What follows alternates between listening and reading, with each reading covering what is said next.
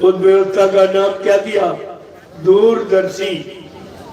जो दूर तक देखता, दूर तक सोचता, दूर तक विचारता और सबके कष्ट मुसीबत को दूर करने की ताकत रखता, शक्ति रखता है, भूमिका रखता है, योजना रखता, उसको कहते हैं दूरदर्शी।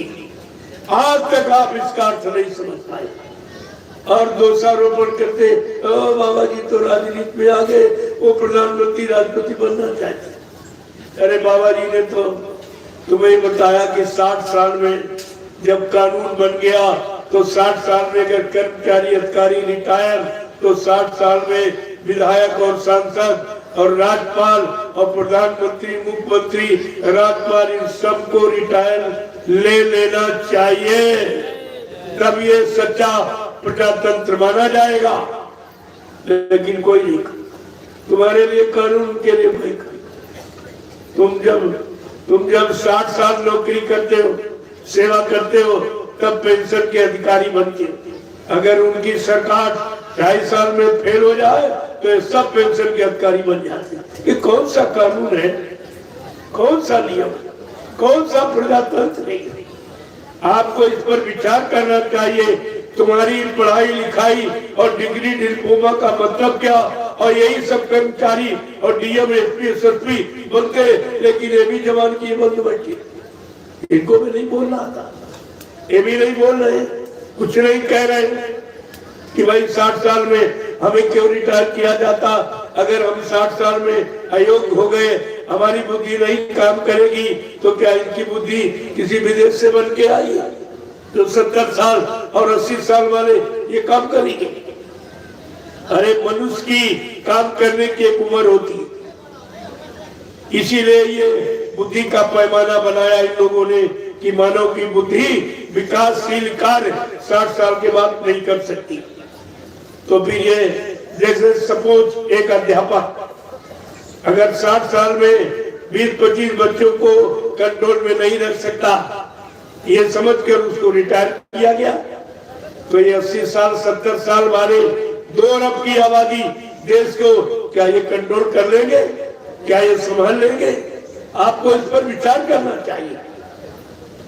कब आप विचार करोगे, कब सोचोगे? तो उस बात को बाबा जी ने जब शोध किया, तुम्हारे लिए व्यवस्था बनाई, तो उल्टा इल्जाम लगाने लगे।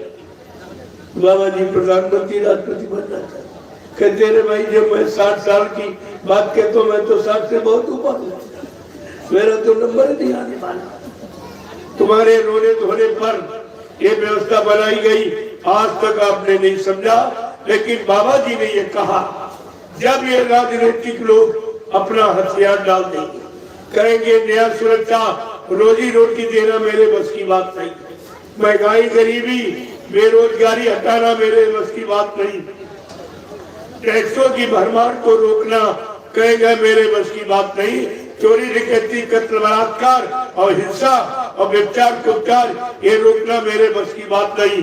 तब बाबा जी ने कहा था, तब बच्चा मैं अपना ब्रह्मास्त्र उठाऊंगा, तब मैं अपना ब्रह्मास्त्र उठाऊंगा। प्रेमियों, बाबा जी के कौन से ब्रह्मास्त्र? 18 वर्ष तक दूरदर्शी का प्रचार कराया और 60 साल तुमको जगाया और सुनाया पूरे हिंदुस्तान में घूम घूम कर, लेकिन तुम यही नहीं समझ पाए हो कि बाबा जी के ब्रह्मास्त्र को। प्रेमियों, एक दूरदर्शी, दूसरा भूम ज्योतक, ये 2 ब्रह्मास्त्र। ब्रह्मास्त्र कुत्तों पर नहीं चढ़ाए जाते, राक्षसों, जिनका राक्षसी खान पान, राक्षसी भाव विचार, राक्षसी कर्म, उन पर ब्रह्मास्त्र चढ़ाया जाता। अब आपको सोचना चाहिए। और बाबा जी ने अपने ब्रह्मास्त्र का लाभ भी बताया।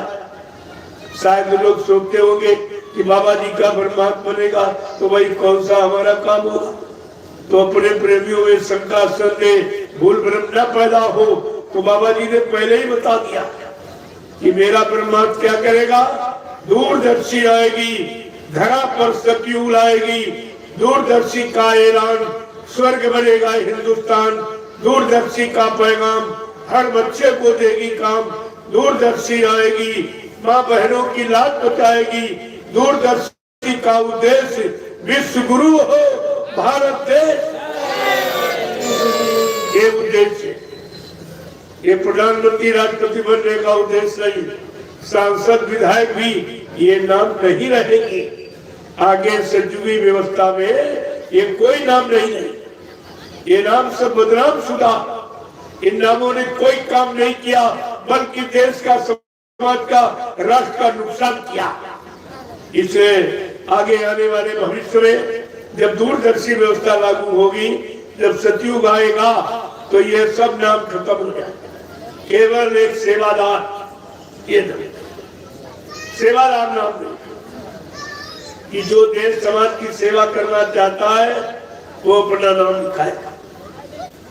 उसके लिए भी पहले महात्माओं से चरित्र प्रमाण पत्र लेना पड़ेगा। चरित्र का प्रमाण पत्र, शाकाहारी सदाचारी, ये बनने का संकल्प और प्रतिज्ञा, ये सब करानी पड़ेगी, तब उसको सेवा का अवसर दिया जाएगा।